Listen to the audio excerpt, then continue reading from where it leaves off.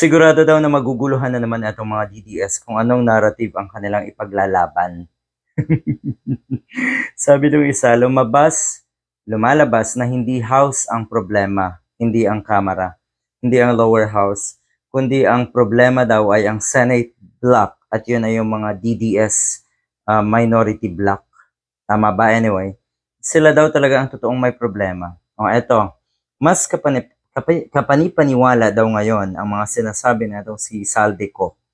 Ito ba ay isang indikasyon na pwede niyang bawiin yung una niyang sinabi at totoo rin ba na yung mga una niyang pahayag ay AI lang? Yan ang mga katanungan ng marami nating kababayan.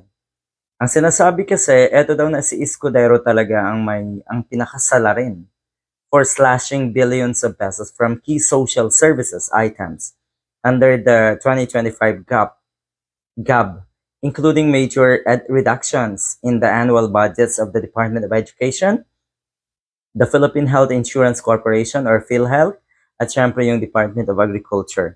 Yan po ang ibinunyag na itong si Saldico. Paano na ngayon? Nako, wala na daw lusot sigurado itong si Chis Escudero dahil alam naman ng marami sa atin na naandyan na rin yung mga kaso nga sa ombudsman laban kay Chis Escudero. Oh. At sana etong si Saldico ituloy mo na kung ano yung mga totoong nalalaman mo. Kasi nung una niya mga pasabog, hindi ka talaga pwedeng maniwala na lang basta eh. Bakit mo? Ang labo, hindi inconsistent, at kung tutuusin, wala daw logic, hindi daw logical yung kanyang mga statement dati.